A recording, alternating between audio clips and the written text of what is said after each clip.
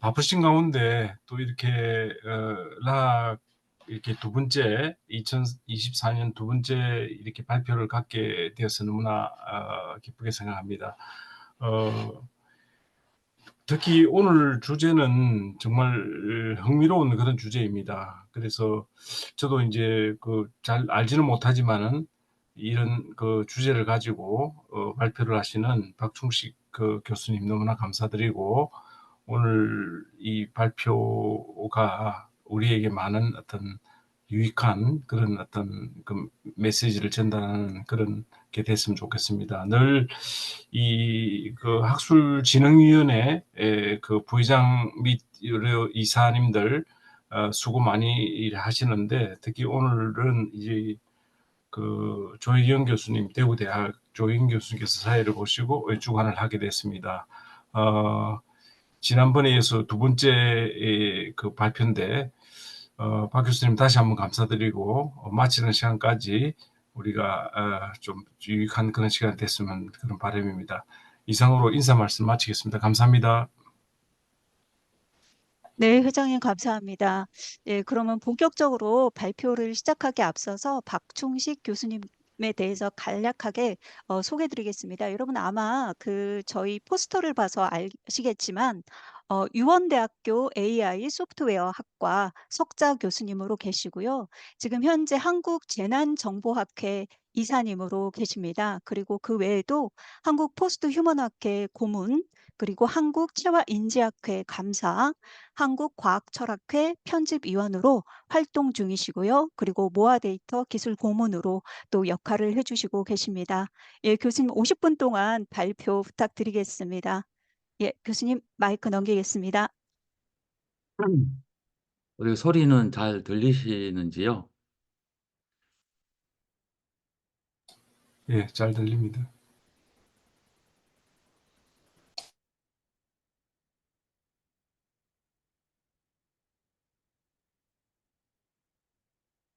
화면도 잘 보이세요? 네, 잘 보입니다. 예, 하여간, 예, 이런 발표할 수 있도록 불러주신 거 감사드리고요.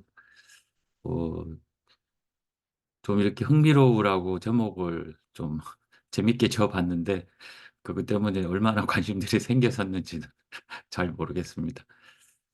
그리고 저는 아무래도 백그라운드가 공학이기도 해서, 이게 다 교양이 높으신 선생님들 앞에 제가 무슨 의미 있는 말씀을 드릴 수 있을지 사실 걱정이 많이 되긴 하는데, 뭐 일단 저도 인공지능은 오래 해왔고, 그다음에 인문학 관련된 뭐 정보 과제나 이런 거를 인문학 하시는 분이랑 좀 해서 어, 하면서 느꼈던 거 뭐 이런 거 해서 좀 말씀을 좀 드려보도록 하겠습니다. 여기 제목은 이제 교양 관련된 학회시기 때문에 좀 재밌으라고 이런 얘기 지었고, 그다음에 아마 정보 철학은 굉장히 생소하실 텐데, 그냥 뭐 제가 하던 공부들을 이렇게 뭉쳐서 이렇게 그런 이름을 붙였습니다. 그리고 이제 앞에 구성주의는 아마 다들 교육에 관심들이 계셔서 아마 잘 아실 거란 생각이 들고요. 그래서 어, 이런 방향에서 좀 말씀드리도, 목차를 보시면 이제 조금 더 아실 수 있을 텐데, 그거 하기 전에 저 이제 교양교육학회에서 생성형 인공지능 시대에 어, 선생님들에서 어떤 얘기를 하면 좋겠니라고 채찌피티한테 좀 시켜봤더니 몇 개를 내줬어요. 그래서 이렇게 한번 보시면 어떠실지 모르겠네요. 뭐 대충 비슷하게 나오는데 뭐 챗GPT 말고도 뭐 재미나요 이렇게 좀 해봤는데 비슷해요. 인공지능 시대가 왔고 뭐 교양 교육의 뭐 패러다임, 이거 다 지들이 만들어내. 제가 한 거는 하나도 없는데 어떠세요? 뭐 챗GPT한테 이런 거 강연시켜도 될 것 같으세요? 이게 목차를 좀 보시면. 그리고 또 다른 것도 하나 있는데 약간 좀 다르긴 해요. 근데 이제 제가 요거 시켜보면서 느꼈던 건 뭐 딱히 흠잡을 건 없는데 딱히 재미도 없다. 아마 비슷하게 느끼실 거라고 생각을 하는데 음, 그게 무난하는 한데 뭐 재미가 없던 이런 느낌이고 새로운 것도 없죠. 그래서 요거 하기 전에 이제 제가 만들어 놓은 목차가 있는데 이게 이제 제가 만든 목차입니다. 오늘 이렇게 말씀을 드릴 텐데 일단은 뭐 제목처럼 챗GPT가 교양이 있나? 이거를 그냥 화두로 던져서 한번 얘기를 해보고 싶은 게 하나 있고요. 또 한 가지는 지금 챗GPT가 사실은 생성 인공지능 기술의 일종의 뭐 대표주자 같은 그런 프로그램이어서 그래서 이게 딱히 인공지능을 전공하지 않으신 분들은 아마 챗GPT나 이 기술들이 되게 불편하실 거라는 생각이 들 것 같아요, 제가. 그래서 어, 이게 공학을 하는 사람, 특히 뭐 전산학이나 컴퓨터학을 해도 분야가 다르면 인공지능 기술은 잘 모르거든요, 사실은 자세하게.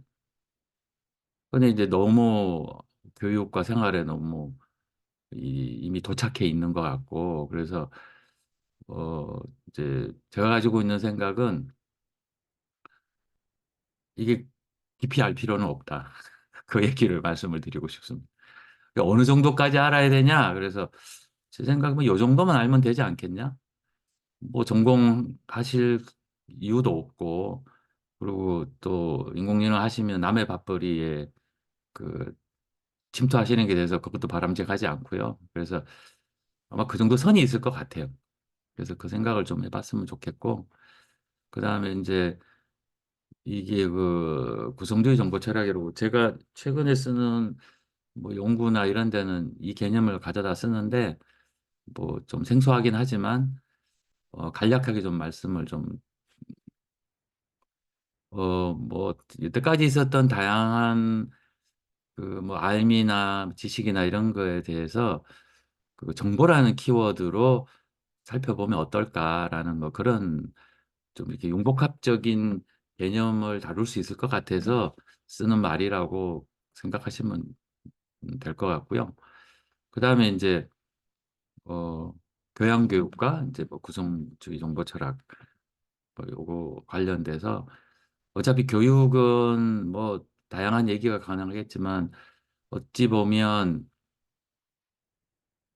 굉장히 사회적인 것이기도 될 수 있거든요. 그래서 여러 측면이 있지만 뭐 다 다룰 수는 없어서 그래서 어 무엇을 어느 정도 어떻게 가르쳐야 되나 이건 어 얼마 전에 저희가 그 인문사회 연구회 그, 그 생성형 인공지능 때문에 생기는 뭐 그 윤리 문제에 관련돼서 과제를 한 적이 있는데 그 일부를 가지고 온 거라 뭐 이제 그걸 말씀드릴 수 있을 것 같고요. 그다음에 여기 인문학적 인공지능이라고 쓴 건 사실 뭐 저는 뭐 공부 처음 할 때부터 이제 인공지능에 관심이 있어서 그걸 쭉 해온 사람인데 이게 그냥 인공지능 하시는 훌륭하신 분들과 좀 다르게 저는 지금 인공지능 기술이 좀 신통치 않다.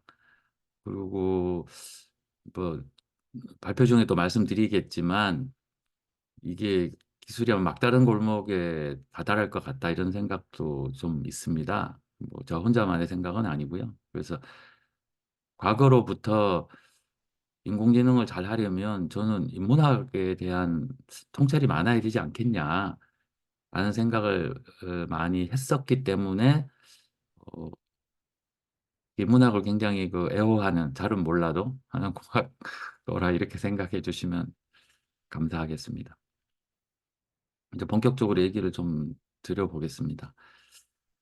이건 뭐 챗GPT는 다 아시고요. 이제 교양이 뭐냐인데 뭐 교양 뭐 가르치시니 제일 잘 아시겠죠. 그냥 이렇게 위키에서 가져와 봤어요. 그래서 이쪽 보면 뭐 우리가 보충된 아는 말이 나오는 거죠. 근데 그냥 고르게 대충 세상 사는데 뭐 자연인으로서 갖추어야 될 뭐 지식들 뭐 그런 점에서 이제 교양이라는 말을 또 쓰는 것 같기도 하고, 맨 아래는 약간 좀 다른 의미인 것 같아요.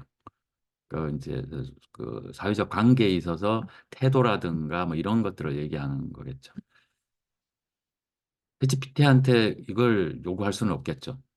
그래서 아마 앞쪽에 다양한 분야에 대해서 어느 정도의 소양, 뭐 지식, 뭐 아주 깊지는 않아도 뭐 이런 의미의 챗GPT가 교양이 있냐 이렇게 물어볼 수 있을 것 같고요. 그다음에 이건 이제 위키에서 가지고 온 건데 어 뭐가 이렇게 많은지 모르겠어요. 그 여기 보면 뭐 라이프 사이언스, 그다음에 뭐 각종 그 자연과학, 그다음에 수학, 통계, 철학, 역사, 뭐 아트까지 다 들어 있더라고요. 그 이걸 또 다 아는 사람이 있나? 뭐 이런 생각도 들고. 그래서 어 교양학부에서 뭐 어느 학교나 뭐 다들 하고 있지만 어 이게 사실은 전부 다 교과목 뭐 이렇게 분야별로 좀 나눠서 골라서 한 과목씩 듣게 하는 이런 식으로 하고 있는 걸로 알고 있는데, 이게 살면서 다 알아야 되는 건가? 뭐 이런 생각도 들고, 또 어찌 보면 이 정도는 알아야 사는데 도움이 될 것 같고. 그래서 제가 이거 준비하면서 느꼈던 건 생각보다 교양이 어마어마하게 넓구나. 이걸 어떻게 다 배우고 할 수 있나. 그런 생각도 좀 들었고요. 그리고 우리는 이런가? 이렇게 교양이 있나? 뭐 이런 생각도 좀 하게 됐죠.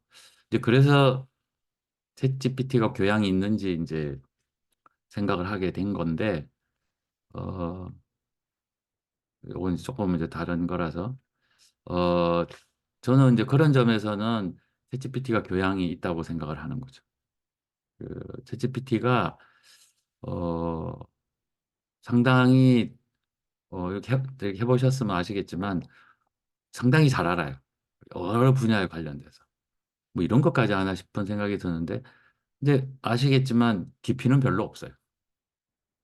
대부분. 그래서 아마 한 번씩 해보셨을 텐데, 자기 전공에 자기가 좀 잘하는 주제를 이렇게 물어보면 이게 그냥 이렇게 적당한 선에서 계속 뺑뺑 돈다는 느낌을 많이, 그런 점에서 보면 딱 교양이 있는 거죠. 딱 교양이. 더 이상은 뭐 그렇게 볼 수 있지 않을까라는 생각이 들었고, 그리고 이거는 여기 이제 티오미라고 약어로 써놨는데, 이제 그 생산인공지능 기술의 그 어떤 문제점 이런 걸 좀 말씀드리려고 이게 했던 논문을 잠깐 인용한 건데, 이게 이제 Theory of Mind예요. 저희 뭐 심리학 같은 거 할 때 많이 나오잖아요. 그래서 상대방의 마음을 읽을 수 있는 걸 얘기하는데, 여기 얘기는 간단해요. 초창기 모델 작을 때는 사람의 마음을 잘 못 읽는 것 같더니 어, 훈련을 좀 많이 시켰더니 되더라. 그래서 많이 발전했다. 뭐 이런 식의 얘기예요. 그래서 여기 제목이 논문 제목이 굉장히 좀 선정적인 편인데 어, 라지 랭귀지 모델에서 이게 그 타인의 마음을 읽는 게 나타났다. 뭐 이런 얘기예요. 근데 아니라고 말씀을 드리고 싶은 거죠. 그러니까 자료가 보강이 돼서 그런 식으로 얘기할 자료가 늘었다고 보는 게 맞을 것 같아요. 그래서 제가 아는 한, 뭐, 챗GPT나 트랜스포머 같은 기술이 이해한다는 거는 우리 시기에, 인간이 얘기하는 시기에 이해한다는 건 불가능한 거죠. 그래서, 근데 놀랍게도 이걸 보고, 어, 챗GPT가 막 인간을 이해한다. 뭐, 학습을 많이 시켰더니 그러더라. 이런 주장을 하는 분이 있고요. 근데 이게 좀 신기한 건 뭐냐면, 실제로 그 LML을 개발하는 사람들. 그래서 뭐 그런 경우에도 이런 생각을 해요. 거의 저는 좀 이해가 좀 잘 안 가는데. 그래서 얼마 전에는 네이버에 있는 그 엔지니어랑 저녁 먹을 기회가 있어서 사적으로 얘기를 했는데 자기 팀에도 그런 사람이 있대. 학습을 많이 시키면 사람처럼 의식도 가져요. 그래서 아, 근데 아닌 것 같은데. 근데 자기도 그런데 상당 부분 그런 사람이 있고 실제로 챗GPT 만들었던 오픈 AI 안에서도 그런 사람이 있었다고 합니다. 그래서 이게 참 어, 뭐라고 얘기하기 좀 어려운 기술적으로는 도저히 불가능할 것 같은데. 그래서 챗GPT가 도대체 어떤 건지 뭐 아마 여기저기서 많이 들으셨겠지만 어 그냥 우리가 논의를 할 때 필요한 정도만큼만 이렇게 한번 해보죠. 뭐 그래서 뭐 여기 GPT-4라는 거 일단 용어부터 어려워요. 제 GPT가 도대체 뭔지. 그다음 매개 분수는 또 뭐야? 아마 근데 뭐 당연히 모르시는 게 당연하고요. 이거 대답할 수 있는 공돌이도 이거 전공하지 않은 사람은 불가능합니다, 사실은. 그래서 뭐 여기 보면 GPT는 이제 좀 뒤에 설명을 드릴 거고요. 매개 변수는 여러분이 아시겠지만 그 신경과 신경에 연결해 놓은 거를 이게 크면 클수록 좋다 뭐 이러는 거고요. A백은 아주 비싼 엔비디아에 나오는 칩이에요. 3개월 훈련시켰다고 그러고 이게 펜MO이라고 부르는데 믹스처 오브 엑스퍼트인데 특별히 말해서 프로그램 코딩이나 특정한 주제를 훈련시킨 10개 모듈을 가지고 있다 이런 의미예요. 따로 훈련을 시켰다는 얘기죠. 근데 어쨌거나 기본적인 원리는 그 단어가 들어오면 그 다음 단어를 예측하는 거예요. 예측하는 거고. 그러니까 기본적으로 뭐 지능이 있다고 생각할 수가 없죠. 왜냐하면 자기 욕구가 있는 것도 아니고. 그래서 여기 사용된 용어들이 LLM, 트랜스포머, 워드 임베딩 뭐 이런 용어들이 있고요. 그 다음에 약간 좀 다른 건 이제 그림을 만들어내는 게 있습니다. 이게 달리가 있고 요즘 최근에 나와서 뭐 영화를 찍네마니 이런 얘기까지는 소라라는 요즘 최근 거죠. 그래서 이거는 기본적으로 LLM은 다 갖추고 있는데 뭐가 다르냐면 사진도 같이 어, 확률적으로 연결해 낸다 뭐 이런 의미예요. 그래서 그때 쓰이는 기술이 이제 여기 디퓨전이라는 기술이에요. 그래서 요거는 LLM이라고 안 그러고 라지 멀티모달에서 LMM이라고 이렇게 부르는 거거든요. 그리고 똑같이 뭐 트랜스포머라는 걸 쓰고 그다음에 이제 워드 임베딩이라는 걸 쓰는데 아마 이 용어들이 익숙치 않으실 텐데 깊이 하실 필요 없고요. 저 상식적으로 알 수 있는 정도까지만 아시면 충분하다고 봅니다. 그래서 일단은 여기 지금 몇 개 나왔던 LLM도 있고 LMM도 있고 LAM도 있는데 LAM은 최근에 나왔는데 액션이에요, 액션. 라지 액션 모델이라고 뭐 요것 앞으로 많이 써먹게 되지 않을까라는 생각이 드는데 요런 게 이제 파운데이션 모델이라고 부르거든요. 이게 기반 모델이란 얘기겠죠. 또 좀 뒤에 설명을 드릴 텐데 그다음에 이게 LLM이나 LMM이 크게 두 종류가 있는데 여기 두 가지로 나와 있지 않습니까? 소타 LLM이 있고 이제 스몰 LLM이 있는데 이거 이제 대기업에서 어마어마하게 하고 있는 거죠. 오픈 AI, 뭐 구글, 마이크로소프트, 최근에 이제 유명세를 달리고 있는 클로드 3 여기도 프랑스에서 있는 거고, 그다음에 사실은 이거보다는 요즘 더 관심사는 스몰 LLM이 더 있습니다. 스몰 LLM은 뭐 대규모 사이즈가 아님에도 불구하고 뭐 심지어는 노트북에다 설치해서 쓸 수 있다라는 정도로 이게 뭐 기업 비밀이라든가 뭐 외부에 노출되는 거 싫고 뭐 아마 그런 이유가 많이 있을 거잖아요. 누가 생각해도 왠지 모르게 그 안에다가 넣어놓는 거는 비밀이 지켜지지 않을 것 같고 이런 불안 때문에 사업 용어나 이런 것 때문에 이제 그 작은 거에다가 자기들 걸 많이 쓰거든요. 그래서 실제로 이거는 그렇게 어렵지 않아서 모델도 굉장히 다양합니다. 그래서 이제 대충 트렌드가 이렇게 되는데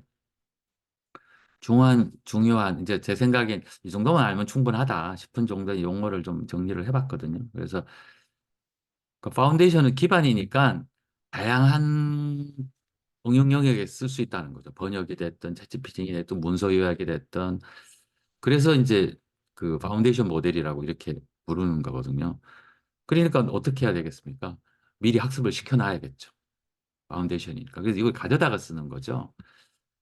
그래서 이제 여기 LLM은 이제 자연 언어에 관련된 건데 이 LLM도 사실 좀 재밌는 부분은 뭐냐면 아마 이게 여기저기 들어보셨을 텐데 뭐 슈퍼바이즈드 러닝, 이게 이제 뭐 지도학습, 비지도학습 뭐 이런 얘기 들어보셨잖아요.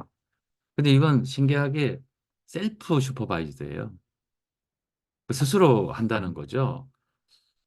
그래서 사실은 지도하려면 데이터를 가지고 이제 학습을 시켜야 될 텐데 이게 뭔지를 다 달아줘야 돼요. 태깅을 해줘. 우리 라벨링이나 뭐 태깅이란 말을 쓰는데 이게 돈이 많이 들죠. 인력이 들어가니까. 그래서 뭐 마치 공정무역의 커피처럼 이 LLM 사용되는 데이터가 뭐 노동력 착취 아니냐 이제 그런 여러 가지 얘기도 좀 있긴 했는데 이 LLM은 그럴 필요가 없는 게 이미 텍스트가 다 들어있잖아요. 우리가 이제 그 넣어주는 게 결국은 사람들이 쓰는 문장들이거든요. 그 문장은 생각을 해보면 문장이 다 들어있잖아요. 그리고 얘가 할 수 있는 학습이 뭐예요? 해야 되는 학습이. 그 다음 단어 뒤에 무슨 단어가 나오는 거야. 그러니까 아무도 옆에서 도와줄 필요가 없는 거야. 텍스트만 넣어주면 돼. 그러니까 굉장히 빠르고 해깅 없이 할 수 있게 된 거죠. 그러니까 이 아이디어라고 할 수 있죠. 그래서 이걸 셀프 슈퍼바이즈다 그러는 거죠. 그러니까 사람의 개입이 전혀 필요가 없어요.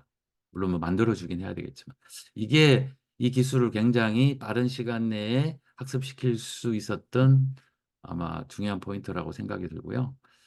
그 다음에 이제 트랜스포머는 아마 이름은 지겹게 들어보셨을 텐데 영화 이후에 트랜스포머가 이렇게 많이 회자된 건 처음일 거예요.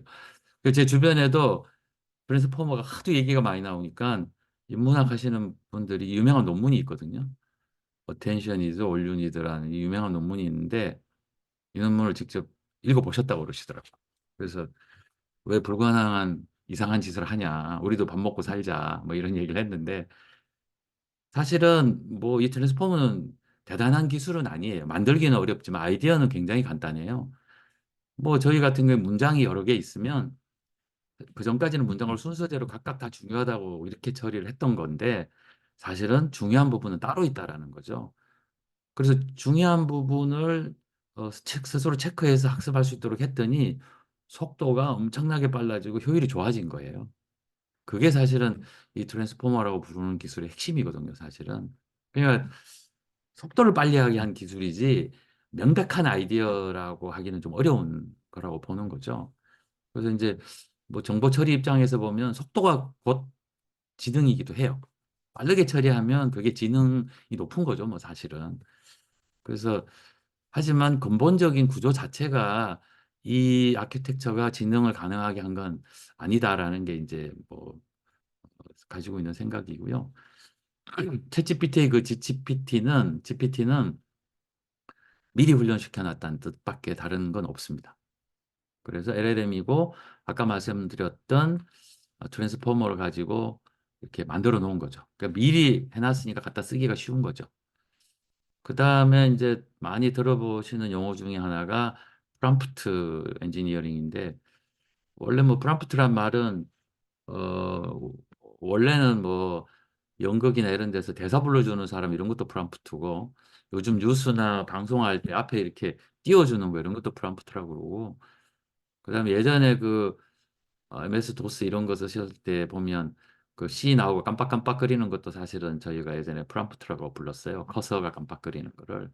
그러니까 뭔가 입력을 해라 또는 뭘 재촉하는 이런 느낌이 있잖아요. 뜻에도 그런 뜻이 있는 걸로 알고 있는데 그래서 우리는 질문을 한다고 생각을 하지만 챗GPT가 이걸 질문이라고 생각하지 않습니다. 질문인지 아닌지도 몰라요. 물음표를 하는 게 맞을까요? 안 하는 게 맞을까요?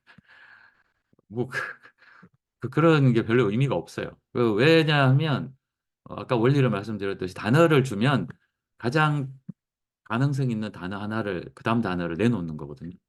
그러면 그 전에 어, 우리가 질문이라고 생각하면서 넣는 그것을 이제 프롬프트라고 부르고 이거를 굉장히 길게 넣어도 돼요. 그리고 다양하게 넣을 수 있는데 이걸 잘 넣으면 결과가 좀 좋아져요.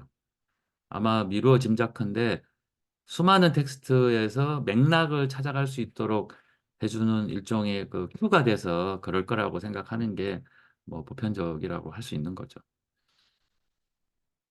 제가 생각하기에 가장 중요한 기술은 조금 그 전에 나왔던 워드 임베딩이라는 기술이에요.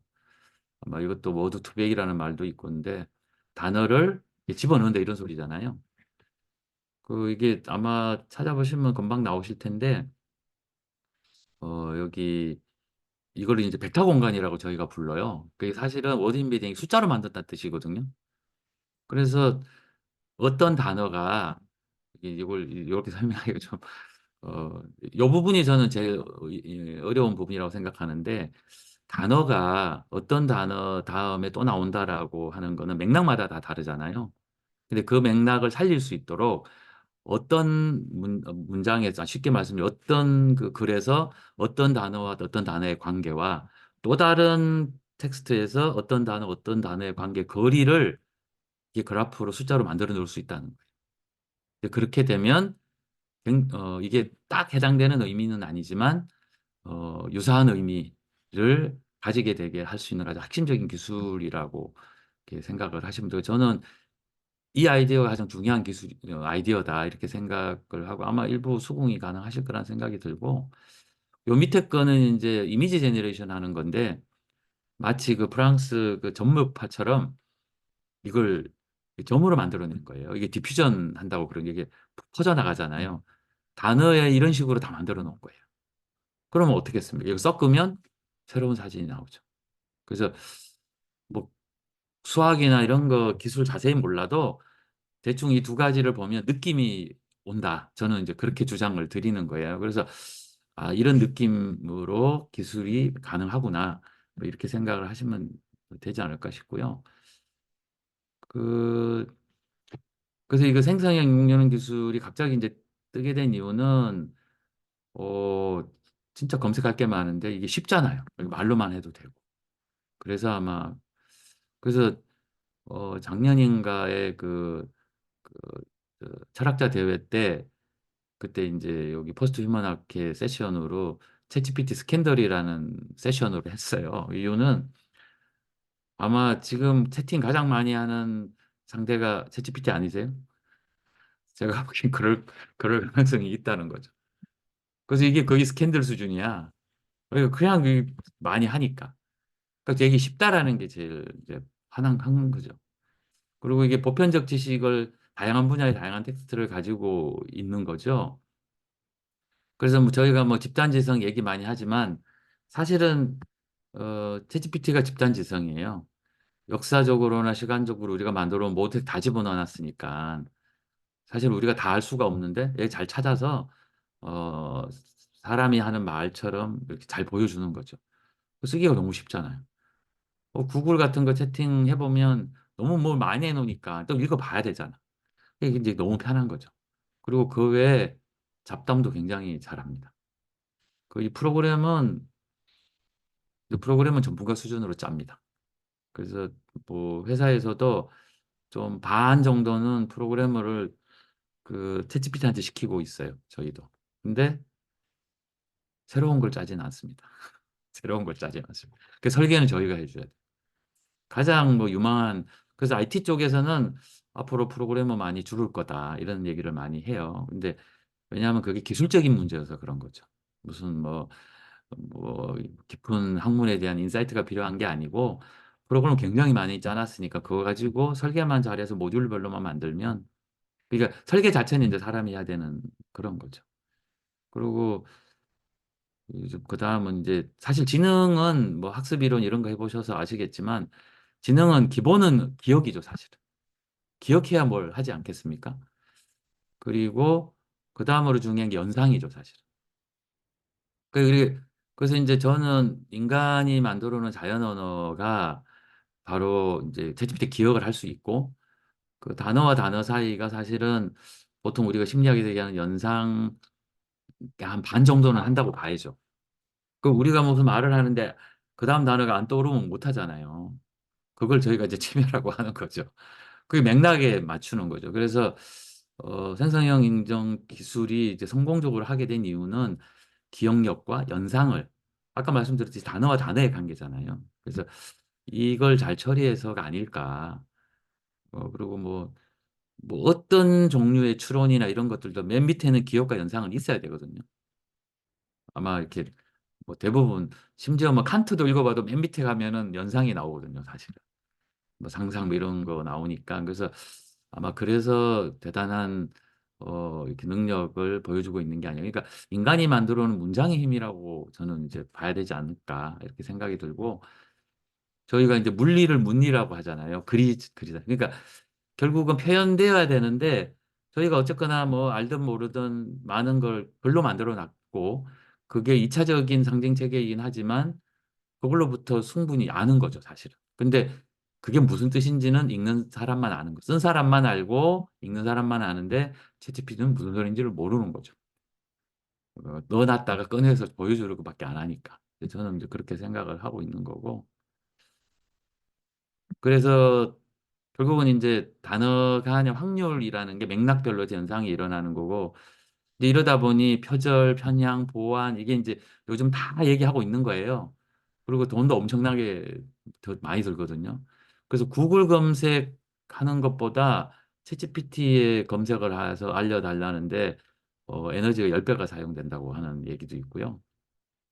그다음에 이게 쓸 수 있는 사람, 그다음에 이거 돈 내고 쓰는 사람이고 돈 안 내고 쓰는 사람이 있잖아요.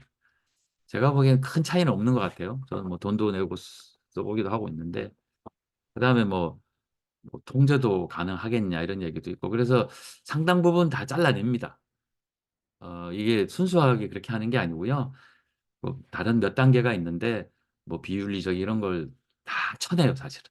그래서 내가 지금 넣은 거에 대해서 답을 준다고 생각하시면 안 되고 다 걸러서 하신다고 생각하시면 돼요.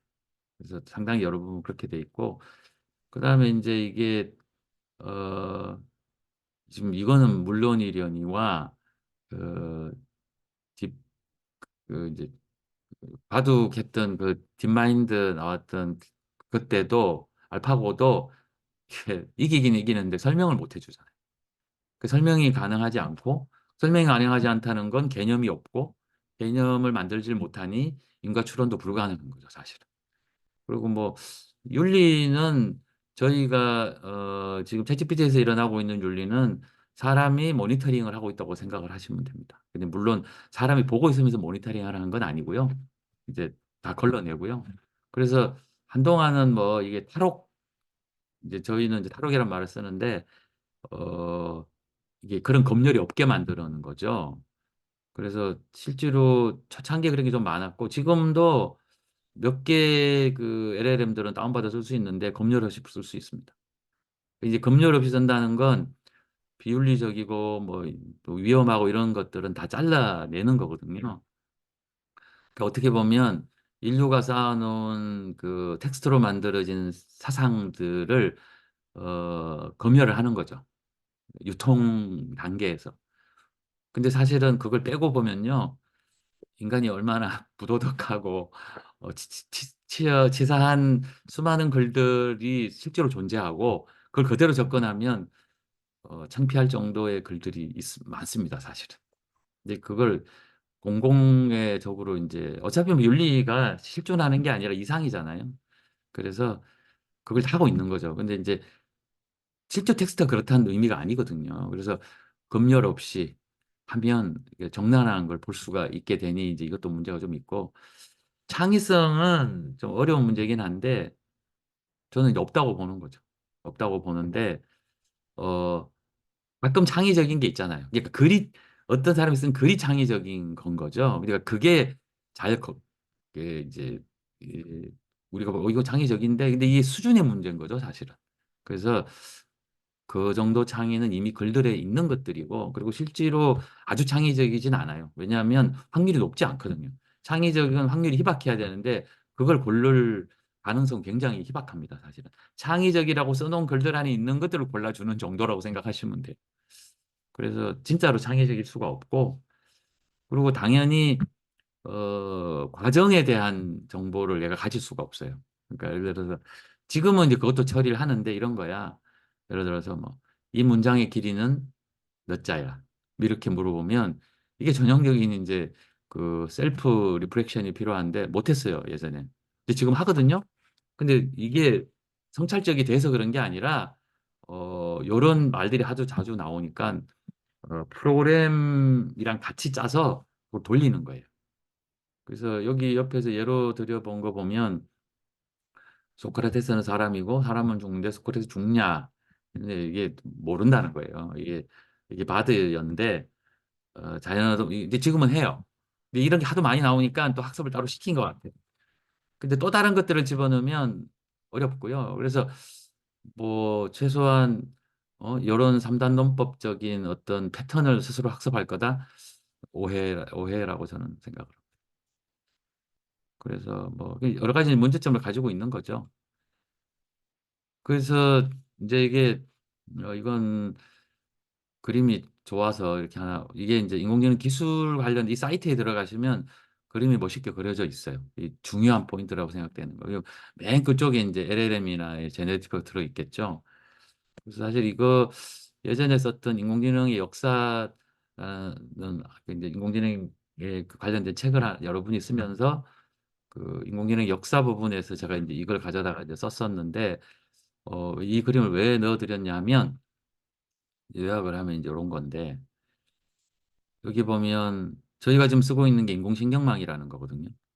그 중에 많이 발전한 게 이제 딥러닝이고 이걸 좀 복잡하고 크게 만든 게 그다음에 이제 이걸 또 활용한 게 생성형 인공지능이거든요. 그러니까 알파고 때는 생성형이란 말을 하진 않았었거든요. 그래서 챗GPT가 나와서 갑자기 뭔가 생성하니까 생성형이라고 하다 보니 어느 날 갑자기 나머지 그전까지 있었던 건 갑자기 다 분석형 인공지능이 되어버렸어요.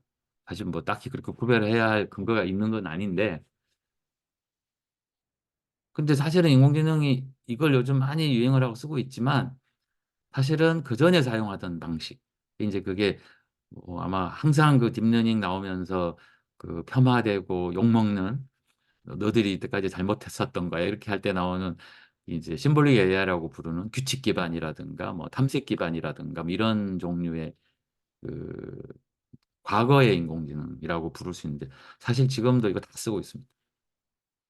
지금 뭐 게임 인공지능 다 들어가거든요. 그 인공지능 다 딥러닝을 쓰는 게 아니라 다 옛날에 쓰던 규칙 기반을 쓰고요. 자율자동차도 이렇게 사람이다, 길이다 이런 거 인지할 때는 딥러닝 비전 기술을 쓰긴 하지만 실제로 갈 때는 다 그 규칙 기반, 그다음 탐색 기반을 다 씁니다. 그래서 생각과 달리 실제로 유행해서 떠오르는 거랑 실제 산업에서 쓰는 거랑은 상당히 좀 다르다.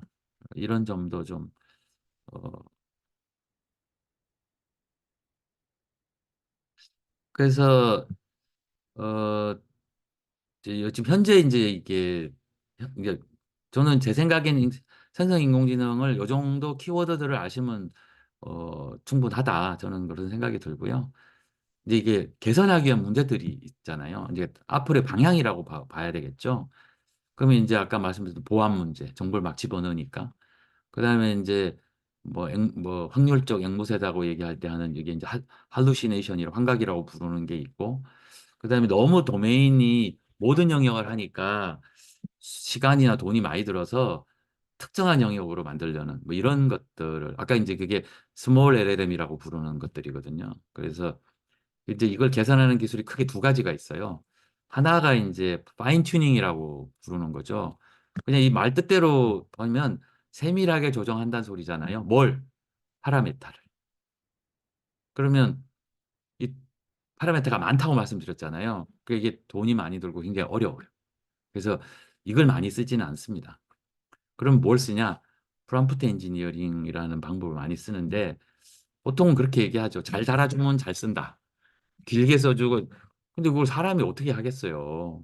초창기에는 그렇게 얘기했거든요. 근데 이제 그렇게 하지 않고 자동으로 가능하도록 프로그램을 앞에다가 좀 짜줍니다. 근데 그걸 뭐라고 부르냐면 knowledge injection이라고 부르는 지식을 주입한다는 거죠.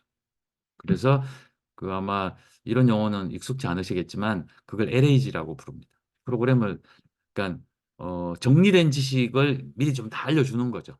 그걸 기반으로 여기에 맞춰서 정리해라. 뭐 이런 식의 얘기들 이걸 굉장히 많이 하고 있고 요즘도 기업에서 작은 회사들이 인공지능 하는 거 다 이렇게 한다고 생각하시면 되고요. 그다음에 이제 그 인과 문제 이런 것 때문에 인문학 하시는 분들도 관심을 많이 가지는 게 이제 이게 체인즈 오브 뭐 사고가의 사슬이 생기잖아요. 이거를 인프런스 그러니까 이걸 그냥 답을 내놓으라고 하는 게 아니라 어떤 단계를 거쳐서 내놓으라고 하면 그래도 좀 인과적 내지는 좀 이렇게 그 사고의 과정을 좀 보여주는 듯한 이런 걸 해요. 근데 이거 하기가 굉장히 쉬워요, 이건. 내가 말을 그렇게 넣어주면 되기 때문에. 그래서 그런 거를 테스트해 본 논문들도 꽤 많이 있습니다. 그래서 그거는 뭐 사례나 유튜브에도 막 꽤 많을 거예요. 그러면 좀 좋아질 수 있는 거. 그 다음에 이제 어, 이제 중요하게 생각하는 게 이제 그 인과 추론이죠. 코절 리즈닝이라는 건데 이거 자체를 가능하게 하려는 거죠. 그래서 이건 앞에 두 가지 갖고 안 되고 근본적인 아마 필요하다. 그래서 이 두 가지는 코잘 리즈닝 하는데 인공지능에서 가장 중요하게 생각하는 기술적 용어다. 이제 요거는 사회과학에서 나온 거고요. 요 위쪽은 인공지능 하던 주디아 펄이라는 이제 인공지능 학자가 이제 해온 거고요. 그 다음에 요 밑에는 이제 핀테틱 데이터라고 합성 데이터라고 부르는데 데이터가 별로 이제 많지가 않아요. 그래서 만들어내야 되는 상황이거든요. 근데 예를 들어서 굉장히 드문 상황이면 실세계에서도 그 데이터 구하기가 어렵잖아요. 그래서 어떡하냐? 시뮬레이션을 해서 만들어냅니다. 근데 그걸 합성 데이터라고 부르는 거죠. 우리가 시험 문제 낼 때 틀린 문제 일부러 잘못된 예제 만드는 거랑 비슷한 거라고 생각하시면 됩니다. 그 다음에 이제 그런 방법 중에 하나가 오규멘티드 데이터. 이거는 이제 정강 데이터라고 부르는데 예를 들어서 작은 데이터를 개수를 많이 늘리는 거예요. 원래 실생활에서는 뭐 예를 들어서 실수가 100건에 한 건 정도밖에 안 나오는데 이 한 개를 한 50건으로 만들어 버리는 거예요. 아, 그래야 학습을 할 거 아니에요. 뭐, 그러니까 상식적으로 생각할 수 있는 기술이다 이렇게 생각을 하시면 되고 야, 그럼 이거를 하려면 굉장히 어려운 게 아니냐. 어, 어렵다기보단 귀찮다고 생각하시면 됩니다. 그래서 지금 제일 뜨는 기술이 아까 LAG라고 말씀드렸죠.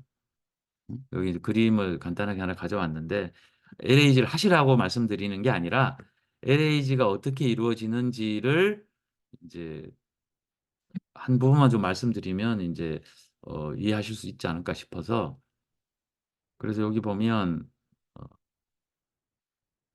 앞단에 뭐가 있냐면 그 왜 내가 가지고 있는 그 PDF 파일을 많이 좀 넣어주면 지식이 될 거라고 생각하잖아요. 실제로도 그렇게 합니다. 그 LAG 기술에서 내가 학습시킬 PDF 파일을 이제 넣어주는 거죠. 뭐 10개든 20개든 많이 넣어주면 좋아요. 그러면 이제 사전 지식을 갖고 하니까 더 나아지는 거죠. 일종의 지식 주입인 거죠. 근데 여기 보면 여기 하나, 둘, 셋, 다섯 가지 옵션이 있잖아요. 이게 이제 쉽게 하면 이런 거예요. PDF 파일인데 한글이냐 영어냐. 뭐 많이 나눠져 있냐 나눠져 있지 않냐. 이거에 따라서 적용할 수 있는 기술이 다 조금씩 달라요. 그래서 이거를 맞춰보면 조합의 개수가 이만큼 나옵니다. 그러니까 이제 지금 말씀드리고 싶은 게 뭐냐면 이걸 다 골라서 해야 돼요. 누가 홍학하는 사람이. 그러니까 무지하게 심오한 기술을 하는 게 아니라 굉장히 상식적인 일을 하고 있는 거예요. 그러니까 어떤 PDF는 글씨를 인식해야 되잖아요. 어떤 건 한글을 인식을 못하는 툴들도 있고, 그다음에 한글만 인식을 좀 하는데 뭐 영어는 안 되는 것도 있고, 뭐 이건 뭐 불어는 안 되고, 그다음에 단어로 쪼개서 단어를 장단으로 쪼개줘야 되잖아요. 뭐 그런 것도 있고, 이 수많은 것들을 고려해서 해당되는 소프트웨어 툴들을 골라서 해야 돼요. 이게 조합이 이렇게 많은 거죠. 그러면 어떡하냐? 이거를 그 엔지니어들은 앉아서 다 해봅니다. 뭐가 더 낫냐? 그 이게 심오한 기술이라기보다는 힘든 일이죠, 사실은. 그래서 프로그래머가 인공지능도 3D 업종이라는 걸 아셔야 됩니다. 이게 뭐 심오하기만 해서 그런 건 아니라는 거예요. 그래서 이걸 자세하게 아실 필요가 없어요, 사실은. 그래서 제가 말씀드렸던 정도이면 될 거라는 생각이 들고요. 그다음에 이제 벌써 뭐 반이 훨씬 넘으니 이걸 어떻게 하냐. 너무 느리게 말씀드린 것 같아서. 조금 빨리 말씀드리도록 하겠습니다. 그 정보 철학은 원래 이 말을 쓴 사람은 뭐 이름을 들어보셨겠지만 이제 프로리디라는 사람이 했고요. 원래 뿌리는 자연 철학이라고 이제 얘기하는 거죠. 그 자연 철학은 바로 그 그리스 로마 시대 때부터 시작했던 그 자연 철학을 얘기하는 거고요. 그중에 학문들이 쭉 걸려 나왔는데 그중에 과학 철학이 그 핵심적인 부분을 다루고 있다고 이제 프로이디의 주장이 그렇습니다. 그리고 인공지능의 철학이 있고, 이 프로이디 얘기예요. 그리고 인공지능의 철학은 정보 철학의 전초다. 그러니까 어떤 느낌인지 어, 와닿으실지 잘 모르겠는데 좀 더 물리적이고 자연과학적인 토대의 핵심이 무엇이냐?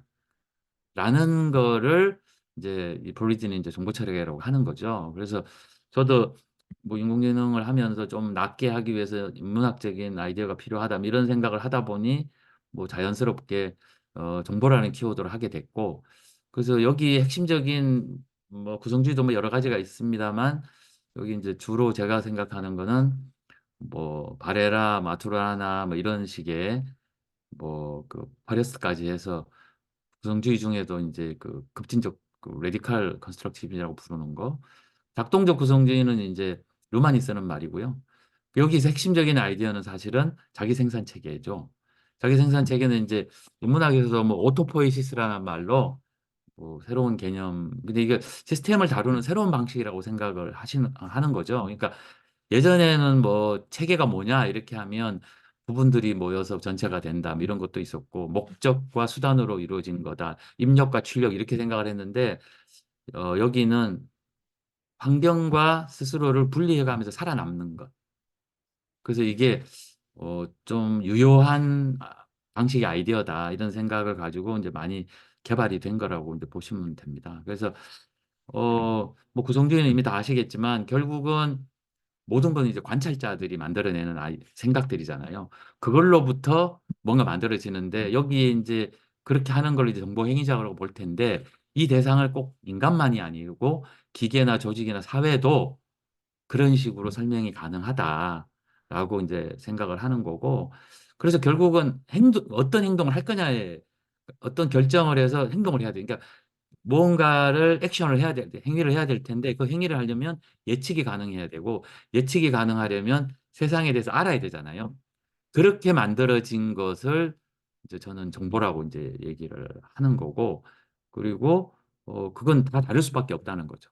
그리고 우리가 공통적인 거는 공통적인 문화와 뭐 비슷한 교육 이런 것에서 그래서 여기 핵심 중에 하나는 어, 진리는 없고 믿음만 있다라는 어찌 보면 이제 좀 그래서 여기서는 뭐 이게 도덕적으로 항상 옳으니까 해야 되라기보다는 얼마나 상대방을 경청하고 협조할 거냐라는 이제 그런 게 하나 있고요. 그다음에 이제 여기 플러스 알파가 뭐가 있냐면 이제 물리적이라는 거예요.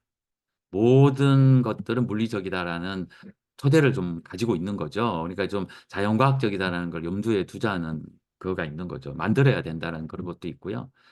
그래서 이제 뭐 다양한 이게 그러면 맞는지 어떻게 아냐? 믿음일 뿐 아니냐? 결국은 정합이라는 거. 행위를 해보고 그것대로 예측이 돼서 뭔가를 할 수 있고 그러니까 그런 과학 문명이 상당 부분 이게 핵심적인 역할을 해왔다는 걸 받아들이는 거라고 생각을 하는데 인공지능은 이제 그런 맥락에서 봐야 되지만 아까 말씀드렸던 그 트랜스포머가 계속 이거를 끌고 갈 수는 없을 것 같다. 그래서 이제 아까 말씀드렸듯이 제가 쓴 이제 논문 중에 인공지능은 인문학이다라는 페이퍼가 있는데 이제 제가 가지고 있는 생각을 요점적으로 말씀드리면 이런 경향을 갖고 있는 관점이다라고 이제 이해해 주시면 좋겠고요. 그 다음에 시간이 너무 없어서 이게 너무 앞에 느긋하게 했나 보다. 좀 빨리 말씀을 드려보겠습니다. 정보 이론하면 빼놓을 수 없는 사람이 셰논이잖아요. 근데 이제 셰논이 정보를 정의를 했는데 보통은 이제 뭐라고 얘기하냐면 셰논의 정보 이론은 뭐 의미를 못 다룬다라고 얘기를 하는데 의미를 안 다루려고 했다라는 게 중요하고요. 처음부터. 그래서 의도적이었다는 거고. 그래서 정보를 이제 여기 뒤에 보시면 아시겠지만 이게 정보량을 어떻게 계산을 하냐면 그러니까 정보가 많다라는 건 드물게 일어나는 사건이라는 거예요. 예를 들어서 뭐, 개가 사람을 물었어. 뭐 그럴 수 있는 거잖아. 하지만 사람이 개를 물어서는 아주 놀라운 일이잖아요. 정보량이 많은 거죠. 그러면 우리가 개가 사람이 개를 물었어라는 거는 개가 사람을 물었어라는 맥락에서 정보가 많다는 의미인 거예요. 그러니까 체계를 다 놓고 설명한다는 거예요. 그러니까 하나의 사건이 이게 확률이 얼마고라는 거를 계산할 방법이 없다는 거예요. 그래서 기본적으로는 이 관점이 결국은 이 우리가 관심 있는 분야를 전체를 체계를 놓고 보고 그것에 대한 기술을 해야만 가능하다는 얘기죠. 그럼 이게 뭘 의미하느냐? 관찰자가 있어야 된다는 얘기죠. 그리고 개념이 존재해야 된다는 얘기죠. 그걸 하려면 뭘 해야 돼? 언어로 표현, 여기서 언어는 꼭 뭐 무슨 사람이 하는 말은 아니고 수학이든 뭐든 표현이 돼야 된다는 거죠. 그러니까 이 숫자는 사실 아무것도 아닌 거예요. 어떻게 보면. 누가 어떤 관점에서 사태를 체계를 어떻게 보고 개별의 사건을 어떻게 분석을 해서 하고 이걸 어떻게 확률적으로 할 거냐는 이 전체를 다 놓고 해야 되는 관찰자 입장에서만 하는 거니까 마치 숫자로만 다룬 것 같지만 사실은 사건 자체를 기술해야 되기 때문에 굉장히 그 뒤에 숨어 있는 거는 어떤 식으로 만들어지든 그게 없으면 이 계산을 못 하기 때문에 개를 정할 수가 없죠. 사건이 뭔지를 정의를 못 하니까. 그래서 저는 이게 굉장히 인문학적인 사고다. 이제 그런 생각을 하는 거고요. 이 그림은 아마 많이 보셨을 거예요. 근데 이제 이 그림을 보여드린 이유는 정보가 뭔가 기호학에도 이걸 많이 갖다 쓰죠. 그러면 이제 수신을 하는 건데 이게 이걸 이제 그렇게 부호한다고 얘기하잖아요. 이게 심보로 한다는 거고 이게 뭐 이미지가 됐든 아무 상관이 없는데 핵심은 중요한 게 그게 아니고 어, 이 코드 자체가 체계를 어떻게 기술했는지에 대한 언어라는 거예요, 사실은. 이 자체가. 이제 그래서 마치 정보 이론이 정보의 크기를 재는 것처럼 얘기를 했지만 코드가 딱 들어가서 코드화하려면 이 의미는 무슨 뭐 진리적인 의미를 아는 게 아니라 정보를 주고 받고 해야 되는 사람들 사이에 용어와 사건의 정의 안에 다 들어있는 거죠, 이미. 그래서 이미 정해지는 거죠, 사실은. 그래서 여기 보면 보통 이제 뭐 기호학에서도 뭐 의사소통, 의미 작용 두 개를 나누는데, 생물학도, 그러니까 우리가 저희가 뭐 유전자 통해서 정보를 주고받는 것도 이거를 이제 그 일종의 소통이나 정보 전달이라고 볼 수 있는 거죠, 사실은. 문법도 그런 거고요. 그러면 물리는 뭐냐 하면, 저희가 물리를 관찰하면 코드가 있다고 생각하는 거예요. 그래서 찾아내서 잘 맞추면 물리 법칙이 있는 거죠. 그런데 예를 들어서, 뉴턴진하고 아인슈타인 왔더니 틀리대. 잘못된 코드로 해석을 한 거지. 뭐 이런 식으로 계속 가는 거죠. 예술은 또 완전히 좀 다른 건 코드 자체를 새로 만든다. 이렇게 보통 저희는 얘기해요. 왜냐하면 이게 뭔 소리인지 모르겠잖아. 그래서 그 새로운 코드를 만들어내는 예술이 가지고 있는 뭐 창의적인 뭐 그런 성격이라고 생각을 할 수 있고요. 그 다음에 이제 그러면 결국은 정보의 의미가 뭐냐? 이제 이게 보통 이제 인공지능에서는 이걸 심볼 그라운딩이라고 합니다.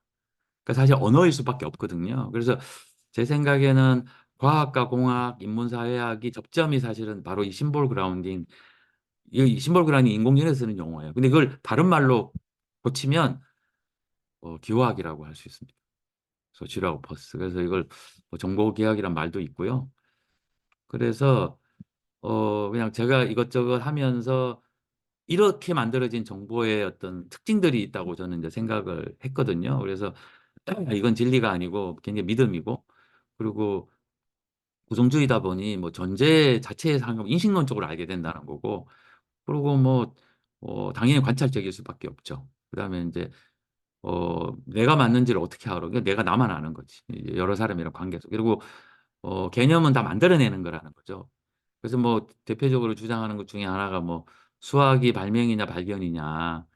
아마 수학 하시는 분들은 그걸 발명이라고 생각하면 아니 그걸 발견이라고 생각하고 싶어 하시는 것들 같아요. 근데 그런 면도 있지만 발명이라고 생각해도 충분히 가능하다. 뭐 이런 여러 가지가 있고요. 그다음에 좀 여러 가지가 있는데 그중에 이제 교양 교육과 관련돼서는 여기에 개념적이라는 거, 우리가 갖고 있는 모든 것들은 뭐 유발 하라리에게는 안 보이는 것을 떠올릴 수 있는 이런 거라고 생각하시면 되고요. 그다음에 우리가 가지고 있는 생각이나 개념이나 정보들은 전혀 완전히 사회적이라는 거예요. 사회적. 이게 내가 만들어낸 정보들이 아니라 수많은 사회적 맥락 속에서 내가 정보를 가지고 있는 거지 내가 무슨 객관적 이런 거는 존재하지 않는다는 두 가지 포인트를 가지고 이제 말씀을 드리려고 하고요. 그래서 아까 말씀드렸던 뭐 교육학에서는 구성주의 교육이론은 어느 정도 보편화된 걸로 알고 있고 그래서 이제 그러면 이런 측면에서 볼 때 교육의 도대체 범위가 아까 그렇게 많은데 어디까지 할 거고 어느 정도 깊이 해야 되냐. 그리고 사실은 이게 그걸로 끝나는 게 아니라 새롭게 할 수 있는 창의성 교육을 뭐 누가 더 떠올리니까요. 그래서 이제 아까 말씀드렸던 개념이라는 측면에서는 그런 거고 아래쪽에 이게 아까 말씀드렸던 소셜한 측면에서 뭐 어차피 그게 대학이 됐든 의무교육이 됐든 뭐 그런 정도의 어떤 공공교육 제도가 가지고 있다는 거. 그다음에 뭐 리버럴 아츠답게 사회에서 뭐 하나의 그 자유롭게 살 수 있는 뭐 이념을 실현할 수 있는 교육으로서 그다음에 이제 또 강한 니드 중에 하나가 그거죠. 아니 나가서 직업 얻는 데 도움이 돼야지. 뭐 이런 맥락들 사이에서 이제 고려될 수 있는 것이라고 보고요. 그래서 이제 여기서도 이제 말씀드리고 싶은 건 대부분은 저는 발명이라고 이제 주장을 하고 싶은 겁니다. 그래서 우리가 가지고 있는 모든 것들은 다 개념이라는 거죠. 경험을 통해서 이제 이렇게 정보화시켰다고 이제 저는 생각하는데 이게 어 뭐 교육 제도라든가 교과서라든가 문서라든가 이런 걸 통해서 이제 전수되고 필요한 것들만 이제 이게 축적된 게 책들이고 뭐 그리고 뭐 저는 보기보다 이것들이 굉장히 단순한 구조로 돼 있다고 보는 거죠. 대칭적이거나 계층적이거나 조합적이거나 뭐 이렇게 이제 그런 정도로 충분히다. 뭐 예를 들어서 유한한 게 있으니까 무한한 게 있지 않겠어? 뭐 이런 아주 단순한 구조에 의해서 지식이 확장되고 뭐 되어가는 거라고 생각해도 상당 부분 설명할 수 있는 게 많다. 뭐 그래서 뭐 칸트의 구상력이나 뭐 홉스테트 유비추론 뭐 이런 것들도 다 이 새로운 개념의 이런 것들은 이렇게 만들어질 수 있다라는 게 되고요. 그리고 인제 이게 요거는 이제 사회적 정보에 관련된 얘기인데 심볼 그라운딩은 기본적으로 사회적인 현상이죠. 그러니까 어떤 기호가 어떤 의미를 가지고 있다라고 내가 가지고 있지만 결국은 그걸 소통을 할 때 사용해야 되기 때문에 그 자체가 인제 사회적인 거죠. 그래서 보통 인제 사회도 일종의 체계다라고 주장하는 사람이 일종의 루만인데 이 루만은 기본적으로 어 사회가 가장 인제 그 특이한 점이 그거죠. 사회를 이루는 것은 사람이 아니고 사람들 사이에 만들어지는 소통이다. 이게 인제 가장 특이한 주장인 거죠. 그래서 뭐 "이게 말이 되냐?" 이런 사람들도 있지만 분석을 용이하게 할 수 있으면 좋은 관점이라고 할 수 있다고 인제 생각하는 거죠. 대개 우리가 사람이 뭐 예를 들어서 가족이 이론이면서 직장이 이론이면서 친목계 이렇게 복잡한 개인을 어떻게 분석을 하냐. 그래서 얘가 속해져 있는 걸 하나의 소사이어티로 보고 이게 체계라고 보면 설명하기가 되게 인제 쉬워지는 거죠. 그래서 사람한테 관련된 거는 나의 생물 체계, 물질 대사라는 이 시스템도 하나의 체계고 의식이나 이런 걸 가지고 있는 것도 심리적 체계라고 부를 수 있고 근데 심리적인 체계들이 서로 연동이 되는 것들은 소통으로 만들어지는 사회적 체계다. 이렇게 설명을 하는 게 상당 부분 설명을 용이하게 하는 부분이 있다라는 점에서 그것도 말씀드렸듯이 인제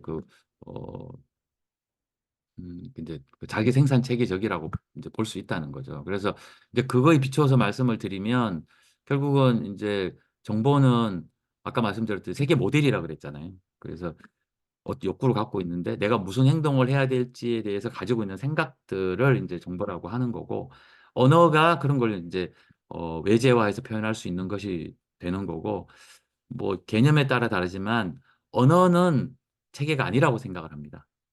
그럼 또 아니 언어가 체계라고 주장할 수도 있죠. 근데 여기는 심볼들이기 때문에 발생하는 사람과 그걸 해석하는 사람이 있기 때문에 독자적인 시스템이라고 할 수 없다라고 루만은 그렇게 생각하는 거죠. 근데 인제 요즘은 이게 인제 매체에 따라 달라지는데 신문이었다가 책이었다가 유무선이었다가 인터넷이 되면서 이 매체가 정보 때문에 속도와 확산과 이런 것들 때문에 이제 사회가 훨씬 더 인제 복잡해지고 이렇게 될 수 있는 거고요. 이 복잡한 표는 루만이 설명해 놓은 그 다양한 모든 체계들을 다 만들어 놓은 거예요. 그래서 뭐 인제 이걸 보여 드리는 이유는 이걸 아시라고 한 게 아니라 체계적으로 많이 연구를 했다. 근데 그중에 저희가 관심 있는 건 학문, 교육 뭐 요런 관계에서 인제 하려는 거고요. 그래서 결국은 이제 교육 체계를 루만이 설명할 때는 학습자가 인제 심리적 체계인데 변화를 촉발시키는 그 무엇을 사회 교육 체계다. 이렇게 정의를 하고 근대적인 거죠. 그래서 정규교육, 평생교육 이런 식으로 나눌 수가 있고 교육 체계는 사람이 아니고 교육에 관한 소통, 학습을 시키다거나 이런 것들이 교육 체계지. 교육 체계를 이루는 사람 학생과 사람과 뭐 교육기관 이런 게 아니라고 이제 아까 말씀드린 그 이유 때문에 그렇게 얘기하는 거죠.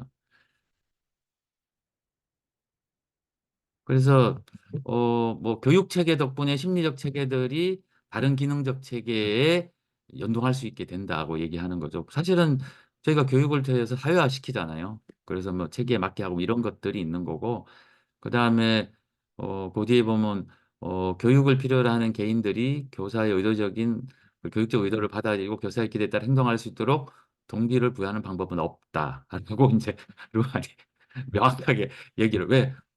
왜냐하면 전부 다그 자기 생산 체계들이고 스스로 하기 때문에 그렇다는 거죠. 그래서 교육은 전달 가능한 내용, 전달 불가능한 내용, 이게 이제 교육이라는 거죠.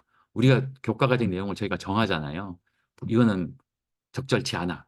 이게 굉장히 이데올로기적이기도 하는 거죠. 그래서 교육 체계는 그 교육 체계라는 걸 통해서 교육이 일어나고 경적 선택을 해서 사회에 나가서 자기를 이제 어떤 일원으로 뭐 이렇게 직업을 할 수 있는 그런 걸 하고, 그다음에 매체는 이게 왔다 갔다 하는데 학생 학습자 자체가 매체라고 주장을 하는 겁니다. 되게 특이한 주장이죠. 그럼 뭐냐면 처음 시작했을 때랑 나왔을 때 나아져 있어야 된다. 그다음에 이제 형식은 이제 중계 가능한 저식이고 보통 뭐 이게 코드는 이게 이제 그 분류할 때 이제 루만 체계론에서 분류할 때 쓰는 거거든요. 그래서 뭐 예를 들어서 경제 체계 같은 경우에는 지불했다, 지불하지 않았다 이런 식으로 이제 체계가 이루어진다고 생각하는데 교육 체계에서는 좋은 성적이다, 나쁜 성적이다. 그래서 빼는 거죠. 뭐 또는 이걸 교육 과정에 넣겠다 말겠다. 이런 다양한 코드에 의해서 이제 이루어진다. 이제 이렇게 오분됐네요. 그래서 사실은 교육에 관련된 체계가 교육만 있는 건 아니거든요. 왜냐하면 여러 체계들이 같이 연결이 돼 있는데 그게 이제 학교, 정부, 개발, 회사, 왜냐하면 이제 프로그램 같은 걸 개발해 주니까. 그다음에 상호작용은 사람들끼리 만나는 걸 의미하는 거예요. 어디서 일어나나? 교실에서 일어나는 거죠. 요즘 뭐 인터넷상으로도 일어나죠. 근데 이제 매체가 달라지면 그 상호작용으로부터 오는 효과라 이런 것들도 좀 달라지겠죠. 그러니까 심리적 체계들은 학생, 가르치는 사람, 교육 행정 이런 사람 심리적 체계들인 거죠. 아까 말씀드렸듯이 이 체계들은 독립적이면서도 서로 영향을 주는데 그거를 체계 이론에서는 연동이라고 그렇게 이제 부르는 거죠. 근데 이것들도 사실은 그 외에 또 딴 것들이 또 있죠. 왜냐하면 법도 지켜야 되죠. 교육시키는데 돈 생각 안 할 수 없죠. 그다음에 더구나 대학 같은 경우에는 현재 일어나고 있는 학문에로 정착된 것들 이런 것들에 대한 판단도 좀 필요해서 영향을 미칠 수 있고 대중매체도 엄청난 영향을 미치죠 사실은. 그리고 이제 뭐 윤리 도덕 같은 것들도 뭐 이제 챗GPT 하면서 제일 많이 했던 게 어디까지 해야 이게 윤리적이냐, 뭘 하면 되냐, 뭐 이런 수많은 얘기들도 사실은 이런 맥락에서 이제 그 보고서 이제 그런 식으로 썼던 것이고요. 그래서 이 얘기들은 사실은 그 루만 입장에서 학교와 교실과 뭐 이런 것들에 어떤 식으로 생각을 하고 있는지를 이제 정리해 놓은 건데 이거는 읽어보셔도 아실 수 있을 것 같고요. 시간이 좀 쫓기다 보니. 그리고 법과 학문 체계 이런 것들도 아까 말씀드린 간단한 그, 그 실마리 내에서 교육에 굉장히 다 영향을 주고 미치고 있다. 그래서 어 이게 이제 이게 일종의 루마는 거대 담론과 상당히 복잡한 여러 가지들을 다루고 있어서 어떤 문제를 그 분석을 할 때 이 틀이 상당히 유용할 수 있다. 이제 그렇게 생각을 하는 거죠. 그래서 저희 같은 경우 이런 거죠. 생성인공지능이 출현을 했다는 사건이 이 사회에 탁 나오면서 모든 체계들이 이 사건에 반응을 하는 거죠. 그게 뭐 교육 체계든 의료 체계든 뭐 그래서 이게 긍정적이든 부정적인 이런 것들이 있고 때문에 이런 거와 관련된 이제 분석이 필요한 거죠. 그래서 이걸 이제 아까 루만 체계 이론 입장에서 생성인공지능의 출현으로 의해서 세계들의 반응을 보면 굉장히 좀 부정적인 측면들은 이런 거죠. 자본화돼서 뭐 어떻게 된다. 법 표절 문제, 프라이버시 문제 생긴다. 정치적으로는 뭐 맨날 그 디지털 디바이드 이런 것처럼 그다음에 독점하게 된다. 차별하게 된다. 뭐 에너지 많이 쓴다. 그다음에 요즘 말하게 되는 뭐 신뢰성, 그다음에 뭐 포스트 추루스, 가짜 뉴스 교육은 창의성을 저해한다. 뭐 편향성 이게 이제 이 틀 안에서 생성형 인공지능이라는 것 사건이 남으로써 생각해 볼 수 있는 것들을 뭐 제 생각에는 굉장히 그 체계적이고 조직적으로 분석해 볼 수 있는 틀이 뭐 될 수 있겠다. 그래서 이제 어 뒤에 인문 인공지능은 이제 안 하더라도 이제 여기 이제 마무리 쪽으로 가야 될 것 같은데요. 그래서 이제 다 써봤습니다. 다 써봤더니 뭐 이게 다 필요한 것들이더라고요. 요즘 뭐 양자역학도 많이 나오고 물리학 얘기도 좀 나오고 법도 좀 알아야 될 것 같고 그 음악 미술도 좀 이러고 그리고 컴퓨터도 좀 알아야 되잖아요. 인공지능 좀 가르쳐야 될 것 같고 그래서 굉장히 어려운 상황이라는 생각이 들고 그다음에 이것만 갖고 교양이 있는 게 아니죠. 요즘은 눈물의 여왕 정도는 봐줘야 얘기를 할 수 있어야 그 교양이 있는 거거든요, 사실은. 이걸 어떻게 다 할 거야? 이제 그런 생각을 할 수 있을 텐데, 어, 그래서 저는 이제 조금 상황이 좀 나아질 수도 있다고 생각을 하는 게 옛날에 컴퓨테이셔널 싱킹이라고 했을 때는 코딩을 가르치는 거였어요. 근데 이제는 그럴 필요가 없습니다. 지금은 이제 해야 되는 게 AI 싱킹이거든요. AI를 잘 부려먹을 수 있는. 그러니까 예전보다 프로그램 코딩할 필요가 없어졌어요. 그래서 지금 현재 교양 교육에 뭘 가르쳐야 되냐 뭐 우리 그 사이에 좀 조사한 바에 인공지능도 가르쳐야 되고 뭐 활용도 해야 되고 뭐 융합적인 틀로서 뭐 기호학도 사용해 봐야 되고 이제 뭐 그런 얘기를 하지만 결국은 인공지능 입장에서 보면 인공지능 기술이 어떻게 영향을 미치는지 영향을 많이 미치고 있을 거라고 생각을 하니까 이런 것도 가르쳐야 될 것 같고 근데 이제 문제는 과목을 계속 늘릴 수가 없다는 거죠 사실. 아마 그런 딜레마가 있을 거라고 생각이 드는데 그래서 이게 과목을 계속 늘릴 게 아니라 스며들어 가야 된다는 거죠. 그래서 저도 옛날에 그 뭐 교육공학 관련돼서 뭐 이런 걸 좀 했었는데 융복합 교육 예전에 많이 했잖아요. 그래서 시간을 늘리지 않고 하려면 그 방법밖에 없는 것 같고 그리고 이거는 약간 좀 쓴소리가 될 수 있는데 학생들한테는 이 다양한 교양을 가르쳐야 된다, 배워야 된다고 하는데 우리는 과연 이렇게 교양이 풍부한가? 예를 들어서 뭐 저는 어차피 뭐 공학이 베이스니까 뭐 수학이나 과학은 조금 한다고 해도 내가 진짜 무슨 철학이나 인문학에 무슨 교양이 있나? 생각해 보면 잘 모르겠거든요, 사실은. 그래서 마치 우리가 학생들한테는 이거 다 해서 교양이야라고 하는데 과연 우리는 그렇게 교양이 있을까? 이제 그런 생각을 해보면 이제 챗GPT는 교양이 있는데 정작 우리가 별로 교양이 없는 게 아닐까? 그리고 우리가 교양이 있으면 융복합 과목을 할 수 있을 거라고 보는 거죠. 과목을 늘리지 않고. 인공지능이 나라니까 인공지능 과목을 어떻게 해야 돼. 그게 아니라 인공지능을 내 과목에 어떻게 써먹도록 하는 게 더 중요한 게 아닐까. 그리고 뭐 이 얘기는 뭐 항상 하는 얘기지만 결국은 교육의 핵심은 이제 비판적 사고하는 걸 텐데 그게 사실은 인문교육의 핵심이지 않겠습니까?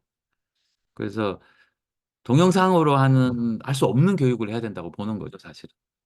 그래서 여기 이제 우리가 만드는 이 사람들이 여기 그 이제 가세트 얘기에 대중의 반역에 나오는 어 자기 이득에만 관심 있고 대중 그 전체에게 관심은 이런 소수를 만들고 있는 게 아닐까 뭐 이런 생각을 좀 해봐야 될 것 같고 그래서 결국은 선생님 우리가 변해야 교양 교육도 뭐 전공 교육도 사실은 근데 저는 뭐 개인적으로는 전공 교육은 천천히 좀 해야 된다고 생각을 하는 해도 될 거라고 생각을 하는데 어 별로 또 무슨 뭐 산업체 이런 걸 따지면서 근데 산업체도 사실은 교양이 풍부한 사람을 많이 원합니다. 태도가 중요한 거거든요.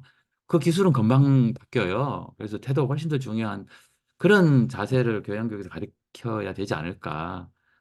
뭐 이제 그런 생각을 좀 해봤고요. 이건 이제 스탠포드 대학에서 하고 있는 걸 참고로 인공지능이 어떻게 되는지를 좀 가르치고 그리고 우리가 이걸 이용해서 어떻게 새로운 걸 만들 것인지. 그러니까 인공지능이 어떤 건지 좀 알고, 그다음에 이걸로 뭘 새로운 걸 할 수 있는지 좀 고민 좀 해보고 설계를 얘기하는 거죠. 그다음에 학생들한테 쓰게 한다는 거죠. 그래서 초창기에 뭐 챗GPT를 쓰면 안 된다라고 한때 하다가 더 웃긴 건 요즘은 안 쓰면 안 된다. 무조건 써야 된다. 뭐 이런 얘기도 나와서 학생들이 볼 때는 이 선생님들도 참 답답한 사람들이라는 생각을 할 것 같아요. 그래서 뭐 제 생각도 비슷합니다. 뭐 챗GPT를 잘 쓰는 창의성과 없이 하는 창의성이 저는 다르지 않을 거라고 생각하거든요. 창의적인 건 같다는 거죠. 그래서 얼마나 모티베이션을 많이 갖도록 해주느냐가 훨씬 더 중요할 것 같고요. 그래서 이제 나머지는 그냥 뭐 구성주의 학습 이론 쓰는 게 맞을 것 같고, 그다음에 저는 챗GPT를 비롯해서 다양한 모든 기기는 쓰는 게 좋다라고, 이제 제가 뭐 공학 베이스라서 그런지 모르겠는데, 굳이 뭐 거꾸로 돌아가면서 뭐 쓰지 못하게 한다고 쓰지 않을 것도 아니고, 뭐 이제 그런 거고, 그다음에 요즘은 뭐 디지털 교과서 뭐 이런 얘기 하는데, 이제 사실 뭐 저도 옛날 디지털 교과서 하면서 뭐 빅데이터 분석도 좀 하고 했었거든요. 그래서 이제 이런 것들도 훨씬 더 쉬워지는 거죠. 그래서 그때도 핵심이 뭐였냐면, 학생들한테는 개인적으로 그 학생한테 맞는 교육을 해주는 게 사실은 제일 이상적인 거잖아요. 그래서 챗GPT가 좀 더 싸지고 좀 더 프라이버시 문제가 해결이 되면 옆에서 항상 이렇게 붙어서 얘기해 줄 수 있는 그런 게 필요하고, 그때 우리 선생님들은 뭘 해야 되는지를 생각을 해봐야 된다는 거죠. 이거 곧 생길 거거든요. 뭐 그런 생각이고요. 그다음에 이제 이게 그냥 되지 않기 때문에 뭐 사실은 선생님들도 공부를 안 할 수가 없는 상황이에요. 그래서 뭐 다양하게 새롭게 나오는 것들은 이제 배울 수 있도록 다양한 컨텐츠, 선생님들을 위해서는 그 컨텐츠도 많이 있어야 되고, 행정적으로 좀 유동성 있게 할 수 있는 것도 있어야 되고, 그다음에 있는 그 교과서들 좀, 예를 들어서 새로운 게 뭐 이게 인공지능이든 뭐든 들어오면 그 교과목에 반영이 되도록 해야지, 새로운 과목을 만들고 나는 인공지능은 아니니까 인공지능 가르쳐 준 사람이 와서 가르쳐 교양으로. 이 사실은 이러면 진짜 선생님들은 교양이 없고 학생들만 교양이 있기를 강요하는 뭐 그런 게 될 수 있는 거죠. 그래서 결국은 뭐 저도 인공지능을 하고 있지만 뭐 인공지능이 뭐 인간을 지배하고, 뭐 대부분의 공돌이는 아무도 그렇게 생각하지 않습니다. 뭐 그것이 그 기술이 가지고 있는 놀라운 어떤 그 함의들이 상상력 풍부한 인문학자들한테는 공포로 느끼게 하는 놀라운 감수성을 가지고 계신지 잘 모르겠지만, 현실적으로는 동의하기 어려운 부분이 너무 많고요. 그다음에 이거는 뭐 사실 약간 좀 남긴 했는데, 제가 부르는 인문학적인 상상력을 가지고 하는 인공지능이 뭔지를 제가 했던 것들을 조금 뭐 말씀드리면, 예전에 로봇이 이제 하드웨어를 가지고 있는 인공지능이라고 생각하면 되거든요. 이거를 분석을 하는 게 물리 뭐 예를 들어서 뭐 로봇이 감정을 가질 수 있냐 뭐 이런 다양을 하면 상당히 중요한 재료로 쓰일 수 있다라는 식의 발표를 한번 한 적이 있고, 뭐 4단 칠정론 같은 것 갖고 프로그램을 시뮬레이션 한 적도 있고, 이제 이거 지금 홍대학에서 하고 있는 인공지능 인문학 같은 경우도 이제 올해 끝날 텐데 상당히 그렇게 해온 거고요. 그다음에 지금 인문 코딩이라는 책을 준비를 하고 있는데, 그 안에 이제 제가 쓴 부분은 칸트 기계라는 게 있어요. 칸트를 알아야 할 수 있는 거죠. 그러니까 칸트 공부도 시키고 프로그램도 공부하고 이럴 수 있다 이렇게 생각을 하는 거고, 그다음에 지금 성균관대학 쪽이랑 어 계산 역학, 이게 아마 계산이란 말을 별로 싫어하시는 분들이 많으신데, 그러니까 컴퓨터가 디지털 역학 이런 거보다는 조금 더 진행시켜서 뭐 시뮬레이션을 해서 하는 뭐 그런 게 있고, 그다음에 이제 유비추론 뭐 이제 그 은유 이론에서 속하는 거죠. 그중에 이제 혼성 이론 같은 거 쓰는 게 있고요. 그래서 이걸 그냥 이걸로 좀 마무리할 텐데, 그래서 이게 이제 그때 사단 칠정론 시뮬레이션 했던 거에 대한 관련된 페이퍼들이고요. 여기 지금 기획하고 있는 인문 코딩이 목차예요. 그래서 여기 보면 뭐 칸트 기계 있고, 뭐 종교 문화와 코딩, 뭐 역사 시뮬레이션, 뭐 이런 아이디어가 인문학과 뭐 인공지능을 좀 같이 해볼 수 있는 아이디어가 될 수 있지 않을까 그런 생각이 들고, 실제로 이거는 프로그램도 있어요. 실제로 해볼 수 있는. 그래서 뭐 두 가지 다 해봐야 되는 뭐 그런 이제 장점이 있는 거죠. 이것도 혼성이론, 이것 논문도 있고 책도 있어요. 실제 프로그램도 존재합니다. 어떻게 좀 유비추론을 할 수 있게 하는가 뭐 그런 것도 있고요. 자, 이제 마지막인데, 저는 이제 뭐 개인적으로 루만이라는 사람을 좋아하는 편인데, 그 예전에 그 알파고 나왔을 때 여기저기 교육 관련된 기관에 가서 이제 강연을 좀 할 기회가 있었었거든요. 근데 이제 끝에 항상 마무리로 사용했던 이 글이에요. 그래서 사회교육체계라는 책이 있는데 이 책에 제가 이 부분이 좋아서 그리고 제 친구들이 뭐 르만 연구하는 사람들이 많이 있습니다. 그래서 이게 이제 일단은 번역이 이 당시만 해도 번역이 딱히 훌륭하진 않아요. 그래서 읽어보면 비문이라 이해하기 어렵습니다. 근데 이제 뭐 시간 되시면 읽어보시고요. 핵심은 그거예요. 이때도 선생님들한테 하는 얘기인 것 같아요. 이 얘기가. 너무나 새로운 기술들이 많이 나오고 그러기에는 우리가 시간도 너무 없고 자원도 너무 없고 고민했다는 거예요. 그래서 루만이 던지는 메시지는 그거예요. 이게 우리 다 자산이다. 아직 닥치지 않은 것들이. 그래서 굉장히 긍정적으로 바라보는 거죠. 그래서 우리는 지금 인공지능을 맞아서 이 고민을 하고 있는데 걱정보다는 이걸 기회라고 생각을 하자라는 얘기 요점이에요. 그래서 여기 보면 맨 밑에 이렇게 써놨잖아요. 모름을 제대로 활용하여 해볼 수 있다. 그래서 뭐다 올해 이제 그 학생들 가리키면서 걱정이 많으실 텐데 어, 너무 생소한 분야 두려워하지 마시고 잘하실 수 있고 그래서 음, 조금이라도 그 좋은 교양 교육을 많이 해주셔서 저도 학부 다닐 때 그 역사학이나 이런 거 들으면서 엄청 재밌었거든요. 그래서 뭐 좋은 어, 학습 교양 교육을 시켜주실 거라고 믿고 제가 이게 시간도 좀 밀려가면서 두서없이 이것저것 말씀드렸는데 재미있은 시간이 되셨는지 잘 모르겠습니다. 일단은 여기까지 하면서 마무리하도록 하겠습니다. 감사합니다.